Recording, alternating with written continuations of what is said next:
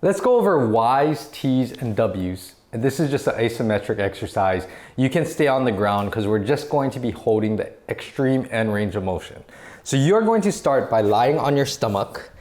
And I want to emphasize that you don't want to get your lower back involved. So keep your chest pinned to the ground as heavy as possible. And think about just using the mid-back region to create this kind of tension to support your shoulder blades and lift your arms up from there. So I'm going to start by hovering my face straight down into the ground, keeping my spine neutral and my head neutral. You're just going to be hovering. You might be able to touch the ground, but just don't rest your head like it's dead weight. You want to keep that cervical spine and your neck nice and stable.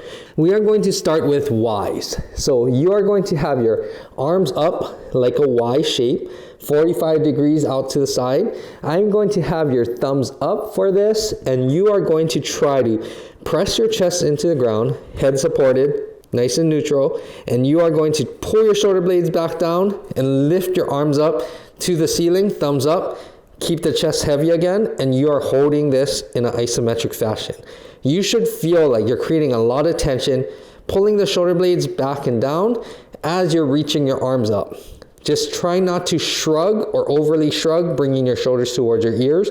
You want to try to keep your shoulders going down into like your back pockets. You're going to hold the isometric for a certain amount of time, and you really want to try to create as much tension as possible and not just hold your arms up there. After you do that, easily come back down. Then we're going to do a T, thumbs up again. You're going to be nice and straight, hands and elbows at shoulder height, shoulder blades back and down, keep that chest down, and you are going to lift up towards the ceiling. Feel like you're trying to pull from the middle of your back, and of course, the back of your shoulders are working. Try not to overly create tension in your forearms or your hands. You want to throw all of that tension behind your shoulders and between your shoulder blades. You're going to hold for that amount of time, really try to squeeze, especially when you get tired. Don't get lazy, don't start to lift up your chest.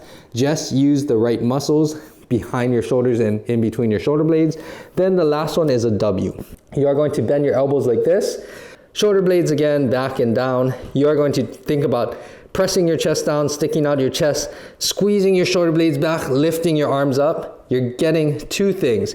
You're getting a lot of shoulder retraction, squeezing the shoulder blades back and down, and you're also getting some external rotation, trying to bring your thumbs up to the ceiling.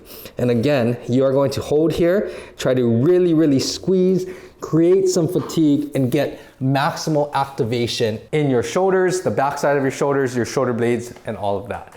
This again will force you to work on the right muscles. The isometric hold will create some fatigue and intensity, but it will also help to create some awareness so you don't start to compensate when you start to get tired and fatigued. That is your isometric Y, T, and W. Practice this and get better and better at it every time that you do them.